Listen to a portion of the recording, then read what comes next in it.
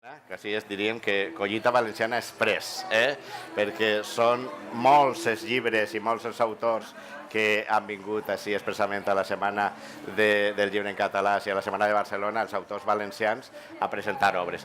Hem parlat de novel·les, hem parlat d'un assaig molt peculiar com era el Per la Reixeta, però ara aquesta taula és una taula molt especial i molt emotiva per a tots nosaltres, perquè és la taula que dediquem a Joan Fuster. Enguany, en el 25 aniversari del seu traspàs. Una taula molt especial perquè Joan Fuster, sense cap dubte, és l'assagista català, l'assagista en català més important que hem tingut. I al llarg de la conversa jo m'imagino que eixirà si és un dels assagistes europeus més importants que hem tingut. 25 anys de la mort de Fuster, un autor que encara continua sent polèmic en alguns aspectes, un autor que malauradament se parla més de Fuster que se llitja Fuster. Hi ha un gran desconeixement de l'obra de Fuster i el que volem és reivindicar-lo, i reivindicar-lo des d'ací, des de la plaça, esta plaça de la Catedral i així al costat de la seu des d'esta setmana. Reivindicar-lo en este 25 aniversari. I un moment per a presentar algunes de les obres que s'han editat en el País Valencià al voltant de Fuster. Jo vos diria que Fuster, malauradament, encara no és tan llegit com volguérem i crec que devien de començar per una aportació pedagògica, i aquesta aportació pedagògica ens la fa Boro Vendrell, que ha sigut l'antòleg d'un llibre que és Fuster per a jovens, publicat per Editorial Onada. Boro Vendrell és llicenciat en Geografia i Història per la Universitat de València, és catedràtic de Valencià d'ensenyament secundari, és el director de l'Institut Joan Fuster de Sueca, i ha dedicat molt de temps a l'estudi de la llengua i la literatura i ha publicat abundant material didàctic per a l'ensenyament del valencià. Ha traduït diversos llibres de literatura infantil i juvenil, ha adaptat clàssics com Curial i Güelfa i Espill, és coautor de l'adaptació Alibaba i els 40 lladres, els viatges de Marco Polo, les biografies d'Ausiàs March, el poeta del seu temps, Jaume I i el naixement del poble. Ha guanyat el Premi Narrativa Ciutat de Sagunt en Quan truquen de matinada, és columnista del diari Levante, el Mercantil Valenciano, i ha publicat dos reculls dels articles d'aquestes columnes que se diuen Columnes de paper i els dimones dicten. Fuster per a jovens. Un llibre molt necessari en aquest moment. Tu estàs a l'ensenyament. Sí, i en certa manera n'hi ha moltes antologies que s'utilitzen en l'ensenyament sobre Joan Fuster, però jo volia fer la meua i sobretot aprofitar una que això de l'ensenyament ho vaig deixar estar si no passa res pronte, i l'altra perquè este llibre és fruit de l'experiència de voler introduir Fuster en la gent jove.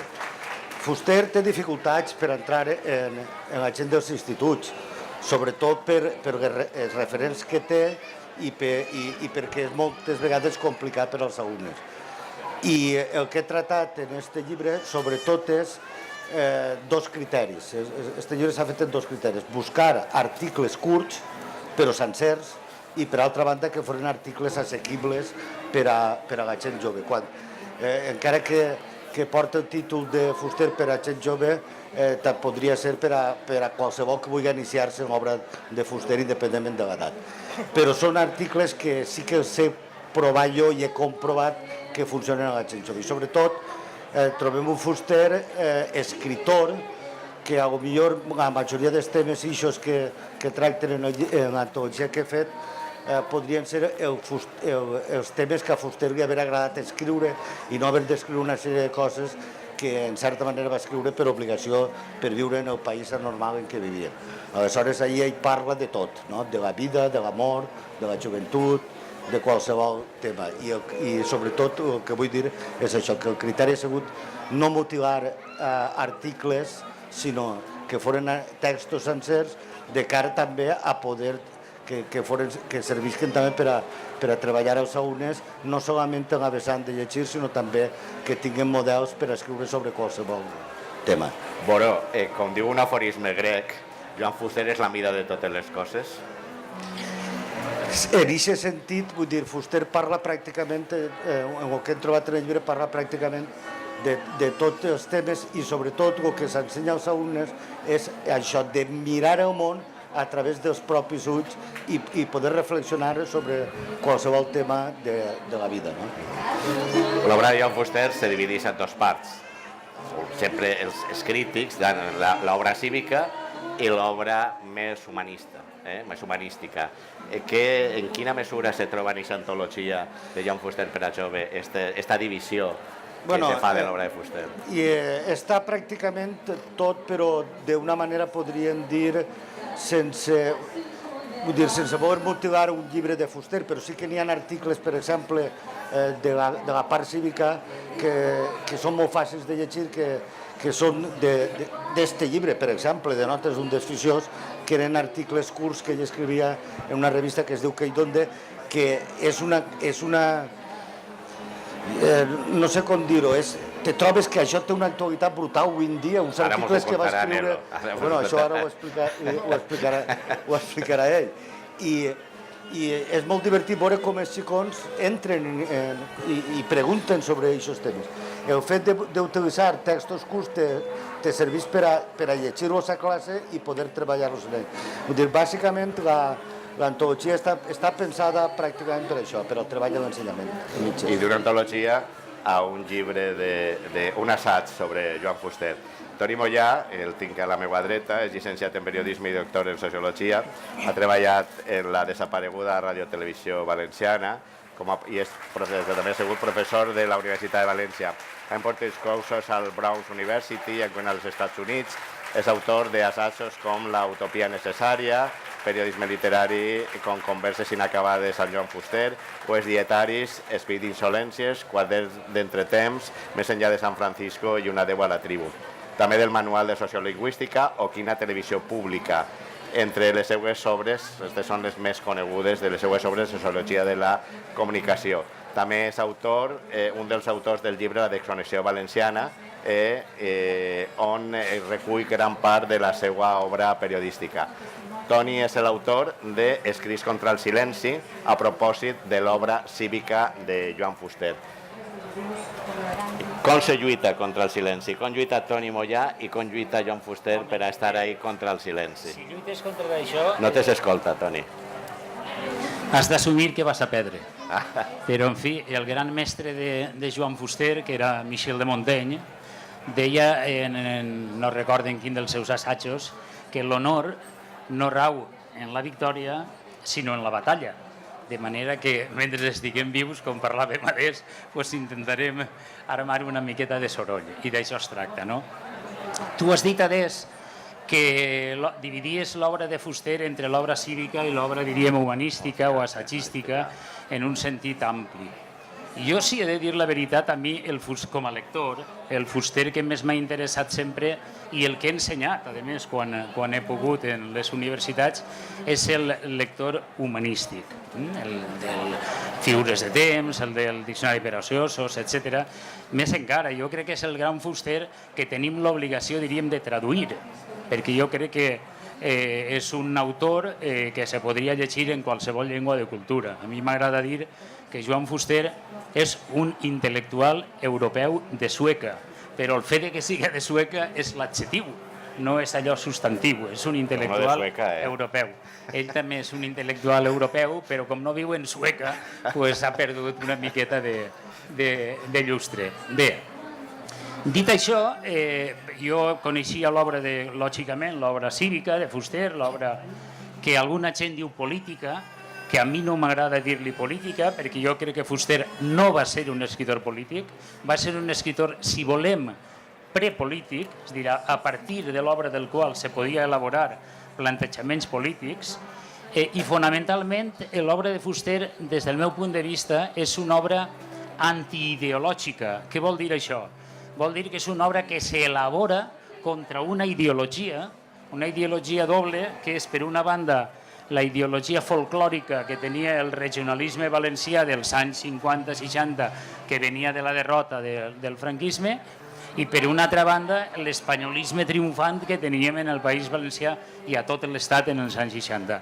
Jo crec que Fuster, quan fa el llibre, en l'any 62, quan fa els 3 grans llibres, diríem, que definiran la seva obra cívica, que són El País Valenciano, que ha fet Dani un gran treball, que ja vos el recomane, Qüestió de noms, o Nosaltres valencians, ell posa els fonaments, des del meu punt de vista personal, sobretot d'una altra manera de mirar i d'interpretar el país.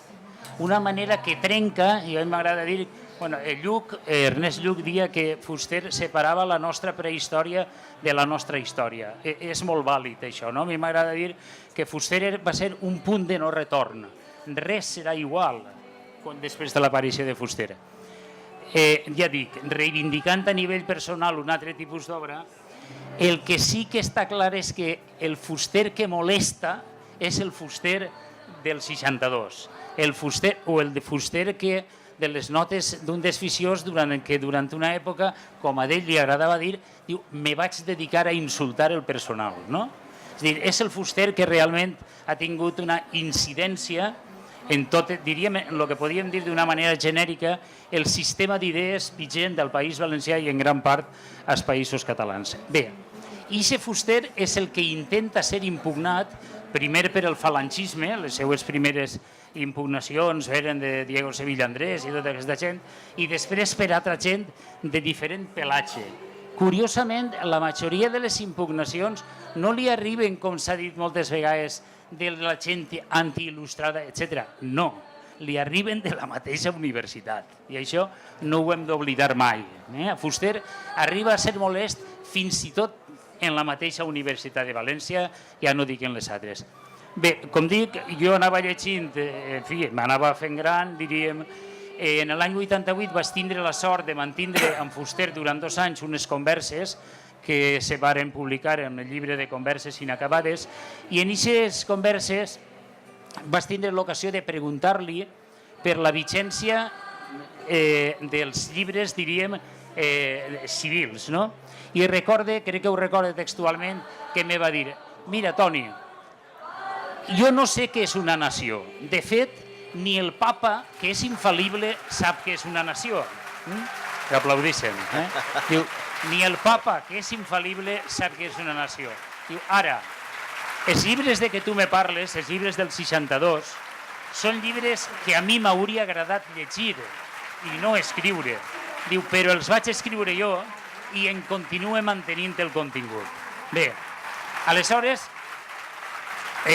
jo vaig veure que en aquesta època se continuava insistint en que Fuster havia tingut molts excessos, que havia provocat moltes reaccions. A mi això me recordava, per exemple, el que va passar anys després amb Salman Rushdie, que molta gent feia culpable a Rushdie de la fatwa de Khomeini. I no, escolta, el culpable no és l'autor dels versicles satànics, el culpable és el que li fa la fatwa, no? En Fuster ha passat una miqueta com en Salman Rushdie, que l'han fet culpable d'una sèrie de coses que el pobre home ni tan sols s'imaginava. I a més que, en fi, que segur que no estaven en la seva voluntat. Més encara, ell segurament, per propi interès, s'havia dedicat a altres llibres, com va fer l'última part de la seva vida. Intenta anar ràpid. Vist tot això, jo quan s'acostava el 25 aniversari de la seva mort, me va veure en una certa obligació personal, diríem, de fer un llibre que reivindicara el pensament que jo considero vigent de l'obra civil de Fuster. I en aquesta època, i curiosament, coses de l'atzar, que diria Paul Auster, estava llegint jo un llibre que se diu ¿Por qué Marx tiene razón? Un llibre de Terry Eggleton, un crític en fi, d'origen britànic, irlandès, però de cultura britànica, marxista, etc. I aquest llibre, que és una meravella, que jo el recomano a vostès, fa un repàs de tot allò que s'ha dit contra Marx, no?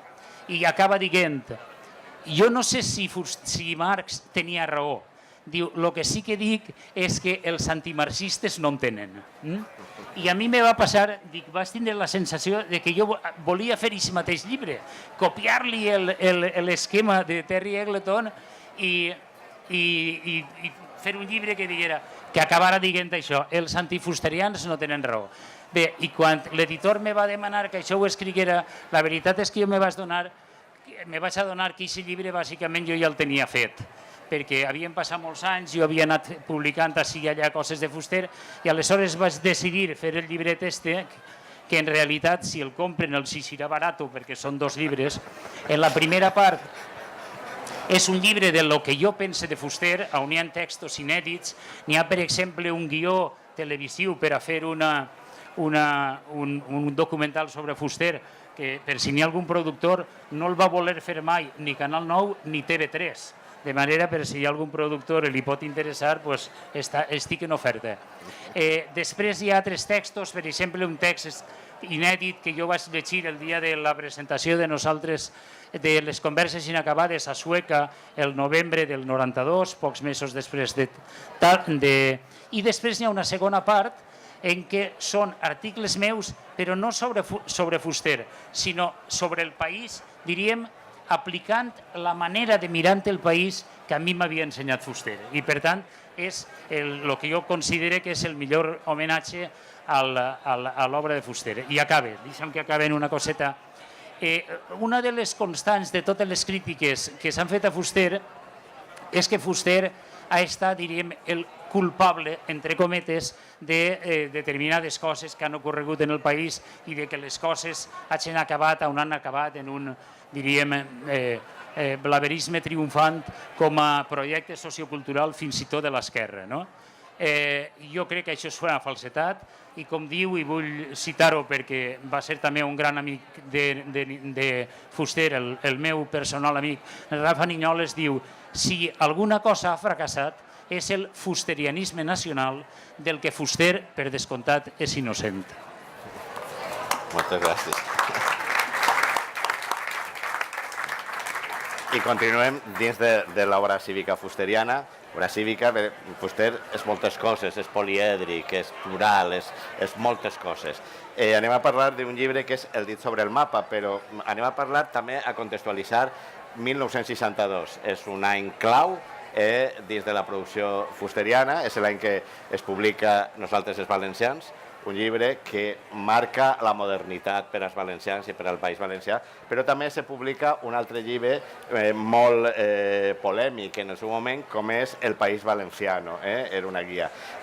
Daniel Pérez Grau, que és llicenciat en Filologia Catalana i és professor del Departament de Traducció i Comunicació de la Universitat Jaume I de Castelló, ha fet aquest assaig que s'ha publicat per la Universitat, per el Servei de Publicacions de la Universitat de València, dins de la càtedra Fuster. El dit sobre el mapa, Joan Fuster, i la descripció del territori. Un llibre que també se publica en aquest any 1962, el Annus Horribilis per a Fuster. Però el que momenta, mal entès, però és l'any que devem d'estar molt orgullosos perquè és el que marca la reflexió sobre què som els valencians i la reflexió dins de la modernitat. El dit sobre el mapa, què trobem així? Bé, deixeu-me que faci una petita prèvia. L'altre dia parlava justament amb un editor del País Valencià sobre l'acte que havia de fer avui i em deia: esteu donant molt la tabarra respecte a Fuster. Si voleu que... Quan m'ho va dir em va sorprendre una mica, aquell concepte de donar la tabarra sobre un autor, sobretot sobre un autor com a Fuster. I em va fer pensar un poc si això altres cultures se ho plantegen sobre els seus autors. Sobre si un autor com Fuster, que com ja s'ha dit és segurament l'escriptor valencià més important del segle XX, segurament, i un dels assagistes més importants en la nostra llengua, si altres cultures es poden plantejar que quan se li fa homenatge a un escriptor després de 25 anys de la seva mort estan donant la tabarra. No sé, penseu en els centenaris de Cervantes o de Shakespeare o de què vulgueu, i aquí se li acudiria dir esteu donant la tabarra sobre aquell escriptor simplement per parlar d'ell. Això un poc com a prèvia. No sé si això parla un poc de nosaltres els valencians, possiblement parla bastant de nosaltres els valencians, plantejar-se que el que fem quan parlem de Fuster és donar la tabarra, però bé, és una de les coses que un editor, no era un qualsevol, sinó un editor del País Valencià, em comentava l'altre dia. Bé, el dit sobre el mapa, òbviament, crec que el subtítol és el que és molt més transparent. Joan Fuster i la descripció del territori és el resultat d'una investigació. No és un llibre pensat per als 25 anys de la mort de Fuster, malauradament. Tinc la sort que es publica en aquesta data, però òbviament és el resultat d'una investigació molt llarga i profunda. I el que faig és bàsicament analitzar tota l'obra fusteriana de descripció del territori. No només el País Valenciano, que és el que inicia, diguem-ne, el meu estudi, es publica en aquell any 1962, sinó els llibres que arriben fins al 1983, en què publica Veure el País Valencià, que és el darrer que analitzo. Analitzo el País Valenciano, Alicante i la Costa Blanca, l'Albufera de València, i Veure el País Valencià, a més d'un guió que va fer per a Televisió Espanyola per a una sèrie que es deia Esta es mi tierra. Bé, i ara permeteu-me que entre en conflicte en tot el que s'ha dit fins ara. Quan estàvem plantejant les divisions que es fan sobre Fuster, i és de veres que Fuster se'ls presenta molt com el Fuster cívic, el Fuster humanista, el Fuster assagista, això és molt útil realment per a fer docència segurament, però jo crec que el gran avantatge de Fuster és que Fuster sempre és assagista. Jo crec que quan hem fet aquella anàlisi que ens ha resultat útil per a explicar-lo, hem trencat massa en el que era Fuster. Fuster, quan escriu les obres d'encàrrec, pràcticament totes les obres que jo analitzo són obres fetes per encàrrecs, obres que Fuster escriu perquè viu de l'escriptura. Totes aquestes obres segurament no les hauria escrites si no haguessin tingut el país que teníem i no hagués hagut de ser un escriptor que vivia dels encàrrecs per a poder viure de l'escriptura. Sent això de veres, que són obres fetes per encàrrec i algunes en espanyol, les més importants d'aquestes fetes en espanyol, sent de veres que són obres fetes per encàrrec, Fuster continua sent un grandíssim escriptor quan fa aquelles obres. I és el mateix Fuster. Jo crec que aquell és el gran problema que fins i tot moltes vegades nosaltres ens hem venut i fins i tot moltes vegades ell ha jugat en contra seu.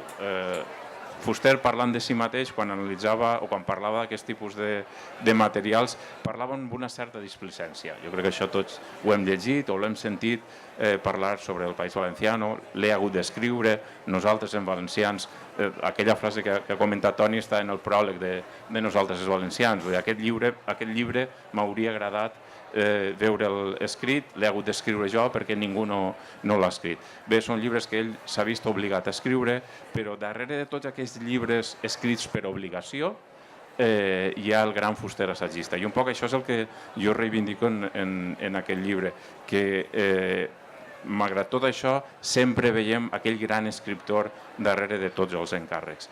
La gràcia que té, per exemple, un llibre com El País Valenciano, que no deixa de ser una guia turística, jo la identifico com a guia d'autor, però és una guia turística. La gràcia que té és que és un llibre del 62 que encara avui es pot llegir. Si hagués estat una guia turística simple, segurament en l'any 64 ja hauria envellit, estem en el 2017 i encara podeu llegir El País Valenciano i en gaudireu. Segurament no és el País Valencià que tenim ara, però el llibre encara és llegible, és agradable, gaudiu de Fuster, segurament d'un dels millors Fusters, un Fuster molt literari, que aprofita els escriptors anteriors per a fer una guia molt ben travada, molt agradable, i té aquella gràcia, que encara avui, en la versió en espanyol o en la versió en català, el llibre es pot llegir. L'altra cosa que reivindico moltíssim és el Fuster en espanyol. Fuster escriu amb un espanyol boníssim. I també és una cosa que ell mateix se la mirava amb displicència. Sempre diu, no, és que el meu espanyol, l'espanyol de Fuster és molt agradable llegir. A mi de vegades fins i tot m'agrada més el Fuster en espanyol que el Fuster en català, perquè té un humor molt més divertit. Jo crec que ell s'ho passava bé escrivint en espanyol com si fos una segona persona. I un poc sobre això és el llibre que he presentat. Moltes gràcies, Daniel Pérez Grau.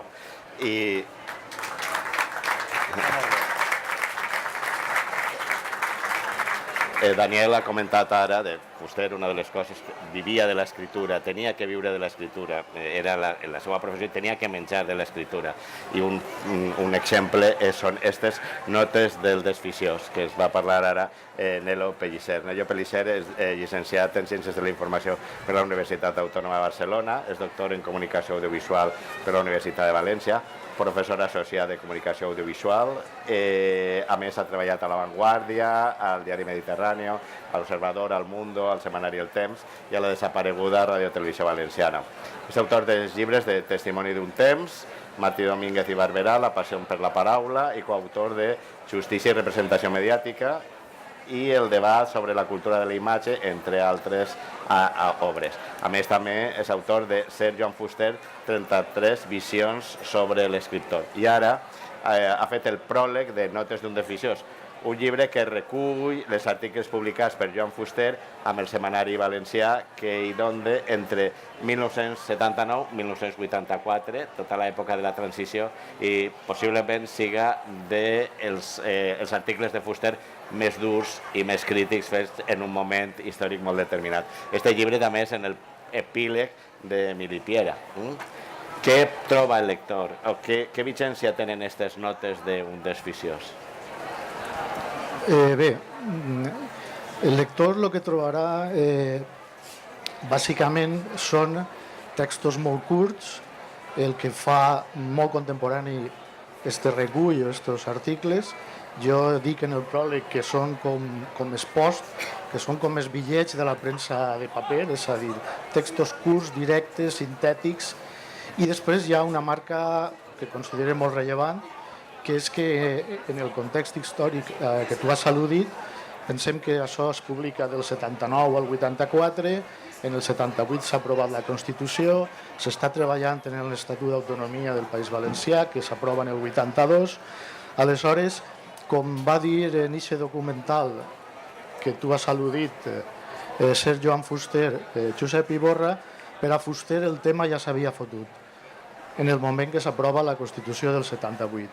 Aleshores, en aquest marc històric que recull la col·laboració de Fuster en Què i Donde, per als que no conegueu, és la guia de l'oci de Barcelona i el Time Out ara, és a dir, una guia d'espectacles, per tant el format condiciona les característiques físiques. Però, com deia, en aquest context històric Fuster està indignat i aleshores opta per explotar al màxim un recurs retòric que ell ha usat sempre i ha usat molt bé, que és la ironia. Així la ironia puja de graó, arriba al sarcasme, a la desqualificació, etc. Primera, per aquesta qüestió. Pensem que en aquest marc històric és la batalla de València, en el 78 li han fotut la primera bomba a casa, en el 81 la segona, és a dir, a més, ha anat complint anys i aleshores es va mirant les coses amb una perspectiva diferent, perfectament justificable. Aleshores, això són les notes d'un desficiós. Ara bé, ho dic també en el pròleg, queda la idea que en aquesta època Fuster només escrivia de política. Bé, després de les reiterades lectures dels 253 articles publicats durant 254 setmanes, perquè hi ha un repetit, això és habitual a la premsa, pot ser no va arribar a hora o pot ser algú es va confondre. Després de tot això, com deia, Fuster, perdoneu perquè he perdut el fil, el que volia dir-vos és que en aquest context que vos he descrit històric, Fuster el que fa és dir la seva i per a nosaltres el més rellevant de tot això era fer aquests textos actuals. Han passat molts anys des d'aleshores i jo tinc una obsessió, suposo que per la meva vessant acadèmica, que és veure de quina manera podem fer possible que les noves generacions puguen accedir a Fuster. Ho vàrem intentar en un documental, bé, jo crec que no vam ser capaços en aquest moment, i així ho hem tornat a intentar. I ho hem intentat ficant més de 400 notes a peu de pàgina per tal d'explicar-li al lector més jove qui són aquests personatges sobre els quals Fuster posa el focus. Qui és Abril Martorell, qui és el president de la Generalitat d'aleshores Monsonís, etc., sobre els quals ells vessa una sèrie d'ironies reiterades, sarcasmes, etc. Aquesta era una qüestió fonamental. Jo crec que la estructura dels textos facilita la lectura i aquesta anotació amb finalitat didàctica també.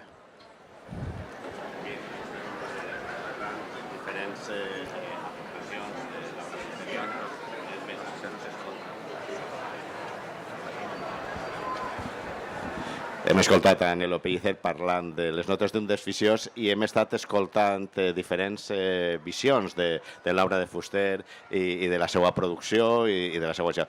Però acabem en un llibre nou que és Fuster avui, com se percebeix Fuster avui. I és un llibre que ha coordinat Boro Vendrell amb Josep Lozano, l'escriptor Josep Lozano, i que ha estat publicat per Edicions Perifèric. El llibre és Nosaltres els Fusterians, un llibre en què participen pràcticament una de les nòmines més grans d'escriptors valencians actuals. Compten què trobem, quina va ser la intenció d'este Nosaltres els Valencians i què aporta el lector actual sobre l'obra de Fuster i sobre el pensament de Fuster.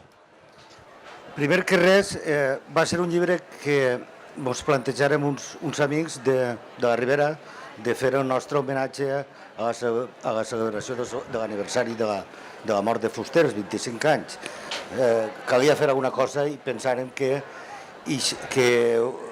com que érem escriptors de la Ribera, el que podíem fer era escriure sobre Fuster.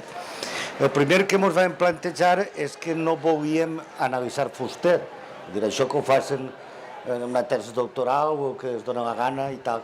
I per altra banda recuperar un Fuster que l'únic que ha recuperat un poc per escrit és Toni Mollà, que està així, que era el Fuster de casa.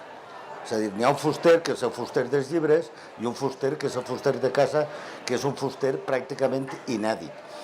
Pot ser que també en aquesta part de les notes d'un desficiós, en aquests articles, trobem molt del Fuster de casa, perquè era la manera directa que tenia ell espontània de parlar i tot això. I com que la majoria de la gent que participa en el llibre són gent que va conèixer a Joan Fuster, es van demanar, Josep i jo, que no mos analitzarem Fuster, que mos parlarem de la seva experiència en Fuster, de les seues vivències en ell i que contaren si hi havia alguna anècdota que fos interessant.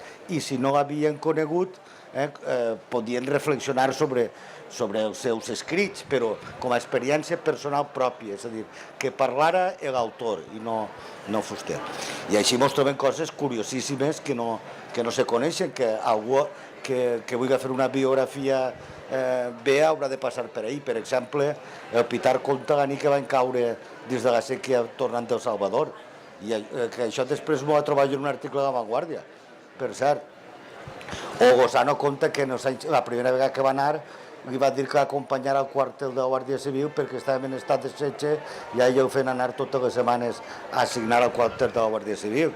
I 40.000 històries que cada un conta la seva. Jo el primer que voldria és demanar disculpes a la gent que no li ho hem dit que participara en el llibre, que n'hi ha gent que s'ha mosquejat, no sé si en raó o sense raó, però la gènesi del llibre en un principi era la gent de la Ribera, els convidarem a tots, a partir de que arriba a una gent que és de la Ribera però que estava en València, per exemple, Toni Furi, per què no ho digueu a Ferran García? Per què no ho digueu a Toni Mollà? Per què no ho digueu a... I hem arribat a on hem arribat. Ho vam també fer en la gent de Castelló i en la gent d'Alacant, però jo agraïs molt sobretot a alguns que es van assabentar que estaven fent el llibre i sense dir-ho seu mos telefonaren i van dir jo vull que estar ahí, i no van tindre cap problema, com és el cas de, per exemple, Josep Piera o Víctor Mora o alguna altra gent que jo li agraïs que l'haver-se, perquè nosaltres no tenim la base, jo què sé, de tots, i a més qui són tots, Doncs això. Ja hi queda nosaltres, els fusterians. Nosaltres, els fusterians, notes per un desficiós, el dit en el mapa, escrits contra el silenci i Fuster per a joves. Diferents mirades sobre la figura de Joan Fuster. S'ha dit, però anem a dir una vegada més, tal vegada l'intel·lectual i l'assagista més important que hem tingut en la nostra llengua. Només per despedir esta xerrada que hem tingut així, Boro Vendrell, Nelo Pellicer, Daniel Pérez Grau i Toni Mollà, i servidor, només ens queda una cosa. Jo, si me permetiu, vaig a demanar a tot el món que, per favor, cal llegir a Fuster, que llegim a Fuster, llegim Fuster. Moltes gràcies.